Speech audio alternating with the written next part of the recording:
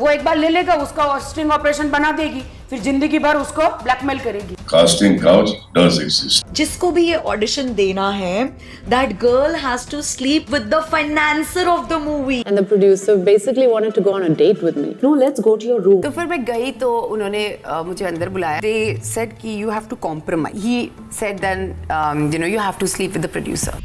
जिया खान जब रिहर्सल कर रही थी अपनी छोटी 16 साल की बहन के साथ, तभी एक मशहूर डायरेक्टर आते हैं और वो जिया को कहते हैं कि तुम्हारी बहन को सेक्स की जरूरत है। ये काफी ज्यादा क्रीपी और स्केरी मोमेंट था और जब ये सच दुनिया के सामने आया तो लोग काफी ज्यादा हिल गए थे, क्योंकि जिया खान की कंट्रोवर्सी काफी बड़ी थी। अब आखिर में वो डायरेक्टर कौन था जो ऐसी घटिया बातें कर रहा था, और इस डायरेक्टर का नाम था साजिद खान, फराह खान के अपने सगे भाई। और ये कोई साजिद खान के लिए इकलौता केस नहीं था, बल्कि साजिद खान ऐसे अनगिनत लड़कियों को हैरेस कर चुके हैं। Sajid Khan accused by none with कई सारे स्ट्रगलिंग एक्ट्रेसेस का कहना था कि ये उन्हें अपने घर बुलाते थे और उसके बाद ऑडिशन के नाम पर कपड़े उतारने को कहते थे। get off your clothes and sit। Sajid Khan ने मेरा यौन किया था। यही तक नहीं, बल्कि एक रिपोर्टर का तो ये तक कहना था कि ये फीमेल्स को इंटरव्यू देते वक्त अपना प्राइवेट पार्ट पैजामा से बाहर निकाल देते थे। और ये कोई इकलौता इंसिडेंट नहीं है, बल्कि कास्टिंग काउच को लेकर बार बार ऐसे खबरें बाहर आती रहती है। स्क्रीन टेस्ट होता है, स्क्रीन टेस्ट होता है मॉर्निंग 9 बजे से लेके शाम के 6 बजे तक का, 6 से लेके रात को 2-3 बजे तक का स्किन टेस्ट होता है। स्किन टेस्ट मालूम है? स्क्रीन टेस्ट का टाइम अलग और स्किन टेस्ट का टाइम अलग होता है। स्किन टेस्ट क्या होता है रखिए? और मुझे भी लगा यार इतना इजीली कैसे हो गया, मतलब थोड़ा तो इतनी अच्छी किस्मत तो नहीं अपनी। तो फिर मैं गई तो उन्होंने मुझे अंदर बुलाया। They said कि you have to compromise. He said then you have to sleep with the producer.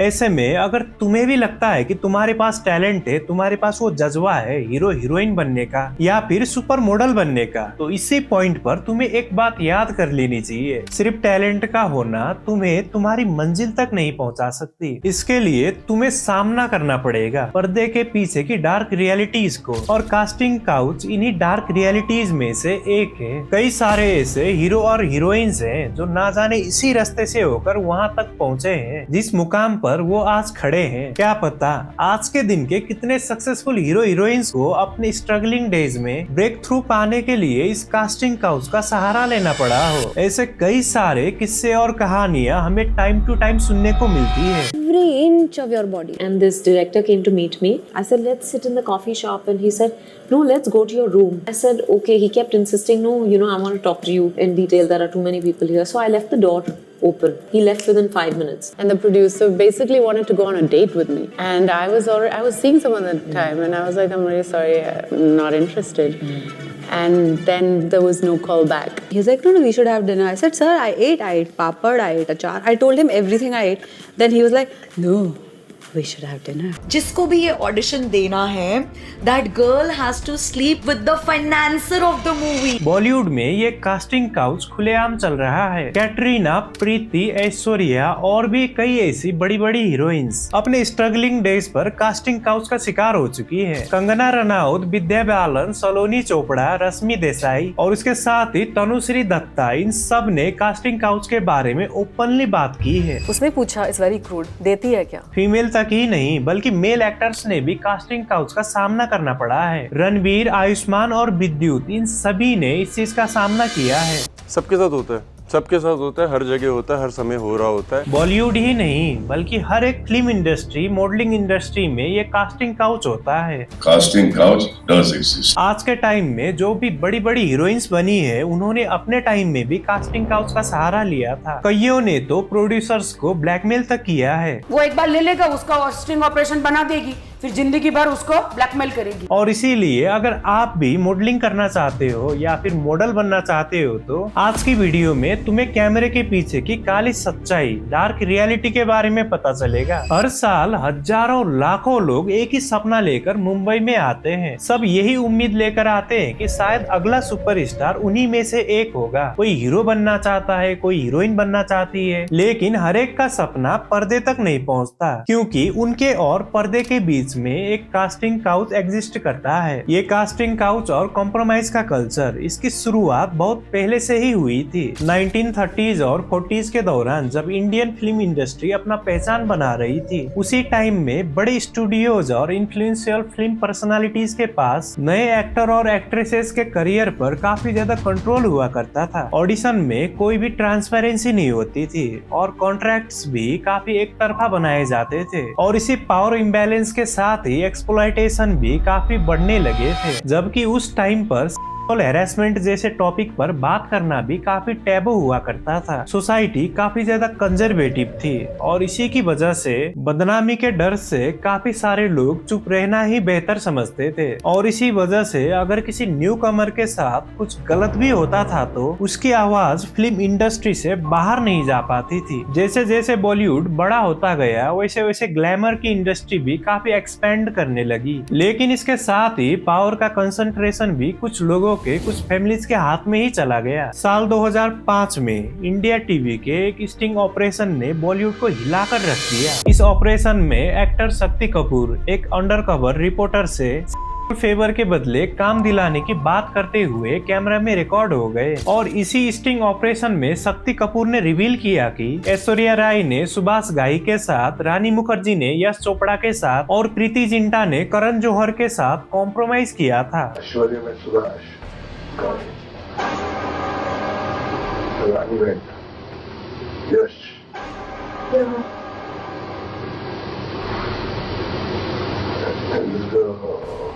Pretty. She met? Again, Joes. She had to just do it once. What?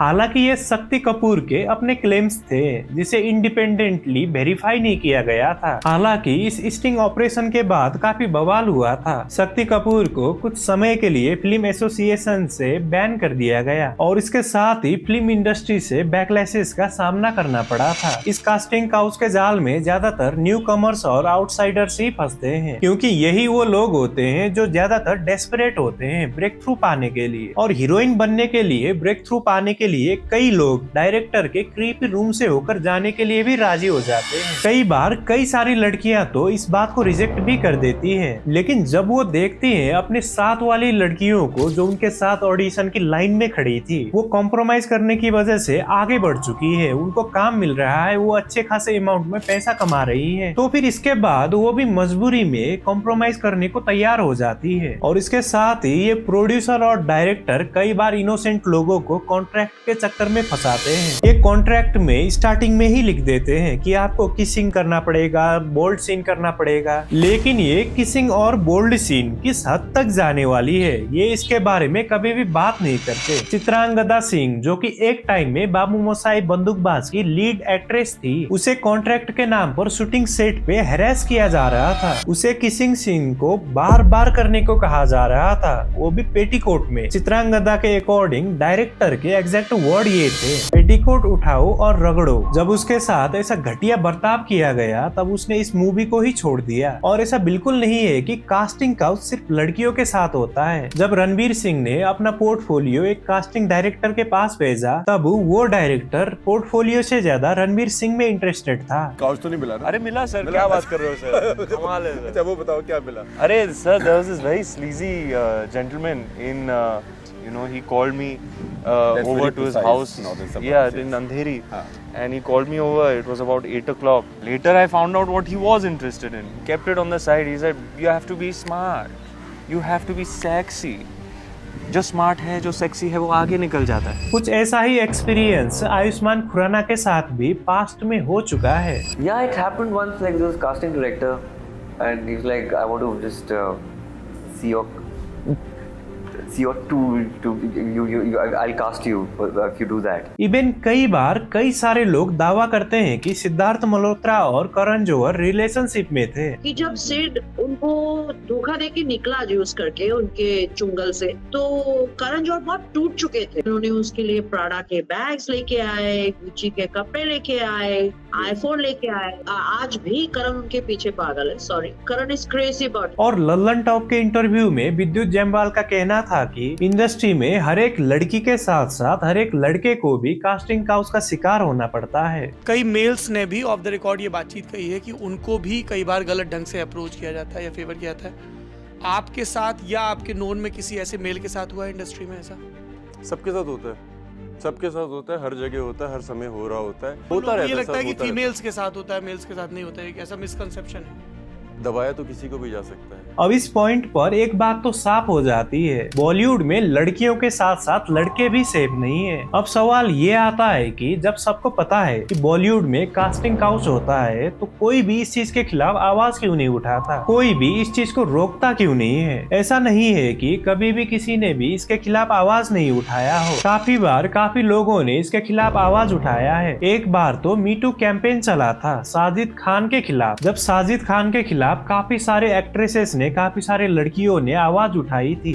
And he comes to me and directly वो मतलब ऐसे 2-3 बार अपना उंगली यहाँ पे डाल के he is like ये रियल है क्या, ये रियल है क्या, ही स्टार्टेड डूइंग। इसके बाद भी इस चीज का कोई खास असर तो हुआ नहीं, उल्टा पूरा बॉलीवुड साजिद को चमकाने में लग गई बिग बॉस में लाकर। ठीक उसी तरीके से जिस तरीके से संजू मूवी में संजय दत्त की इमेज को क्लीन किया गया था। लेकिन कास्टिंग काउच के खिलाफ आज तक कोई भी स्टार किड, कोई भी नेपो किड आवाज उठाते हुए नजर नहीं आता, क्योंकि अगर वो लोग अगर इसके खिलाफ आवाज उठाते हैं तो जो बेनिफिट उनको डायरेक्टर और प्रोड्यूसर से मिलता है वो इनको मिलना बंद हो जाएगा। इन लोगों को भी ऑडिशन में लाइन लगनी पड़ेगी। जो ऑडिशन ये बर्थ सर्टिफिकेट दिखाकर क्लियर कर लेते हैं उसके लिए फिर इन्हें लाइन में लगना पड़ेगा। और यही वजह है कि वो कभी भी इन डायरेक्टर और प्रोड्यूसर के खिलाफ कभी भी आवाज नहीं उठाएंगे। और इस चीज को और भी ज्यादा वेरीफाई करती है एक इन्वेस्टिगेशन रिपोर्ट 2024 में रिलीज हुई 235 पेज की हेमा कमेटी रिपोर्ट, जो मलयालम फिल्म इंडस्ट्री की वर्किंग कंडीशन की जांच के लिए बनाई गई थी। रिपोर्ट में कहा गया कि फिल्म इंडस्ट्री के कई पावरफुल प्रोड्यूसर, डायरेक्टर और एक्टर्स, इन सभी लोगों का एक ऐसा इन्फ्लुएंस है कि न्यू कमर्स और आर्टिस्ट कभी भी इनके खिलाफ आवाज नहीं उठा पाते। और इसी कमिटी के सामने कई सारे वुमेन आर्टिस्ट ने बताया कि उन्हें फिल्म में रोल या काम के बदले फेवर्स के डिमांड की जाती है। कई विटनेस ने अपनी इस बात को सपोर्ट करने के लिए, अपनी इस बात को बैकअप करने के लिए WhatsApp chat, audio recordings, video recordings और स्क्रीनशॉट्स जैसे प्रूफ भी कमेटी के सामने रख दिए। रिपोर्ट्स में ये भी मेंशन किया गया कि शूटिंग्स के दौरान कई सारे फीमेल एक्ट्रेसेस को अपने एकोमोडेशन में भी सेफ फील नहीं होता था। कुछ फीमेल्स का तो ये तक कहना था कि नशे के हालात में कई सारे लोग उनके कमरे के दरवाजे खटखटाते थे और कुछ केसेस में तो जबरदस्ती अंदर घुसने की कोशिश तक की जाती थी। और ऐसा डरावना एक्सपीरियंस होने के बाद भी कई सारे आर्टिस्ट अपने घर वालों को इसके बारे में बात तक नहीं करते। उन्हें ये डर हमेशा सताता रहता है कि कहीं उनका करियर शुरू होने से पहले ही खत्म ना हो जाए। सबको पता है कि ये इंडस्ट्री कितना गंदा है, लेकिन इसके बावजूद भी हजारों लाखों लोग बॉम्बे आते हैं, क्योंकि बॉलीवुड सिर्फ इंडस्ट्री नहीं है बल्कि बॉलीवुड कई लोगों का सपना है। और कई बार कई लोग अपने सपने को साकार करने के लिए अपनी सेल्फ रेस्पेक्ट को भी दाव में लगा देते हैं, क्योंकि कैमरा के सामने हमें सिर्फ हीरो और हीरोइन की सक्सेस स्टोरीज ही देखने को मिलती है। लेकिन इस कैमरे के पीछे, इस पर्दे के पीछे कई सारे लोगों की कहानी कभी शुरू ही नहीं हो पाती। कितने सारे लोगों के सपने ऑडिशन के टाइम ही खत्म हो जाते हैं और कितने आवाजें डर की वजह से कभी बाहर ही नहीं आ पाती। इंटरटेनमेंट इंडस्ट्री में कई हजारों लोग अपने टैलेंट के दम पर कई बार आगे बढ़ते हैं और इसके साथ ही सारे प्रोड्यूसर और डायरेक्टर एक जैसे भी नहीं होते। कई बार हमें झूठे केसेस, झूठे एलिगेशंस भी देखने को मिलते हैं। लेकिन जब ये टैलेंट से पहले कॉम्प्रोमाइज मांगा जाता है तब एक बात समझ आ जाती है कि प्रॉब्लम किसी एक इंसान में नहीं है बल्कि प्रॉब्लम इस पूरे सिस्टम में है। तब इस पॉइंट पर तुम्हें भी समझ लेना चाहिए, क्या तुम अपने सपनों की कीमत इन कॉम्प्रोमाइजेस से चुकाना चाहोगे?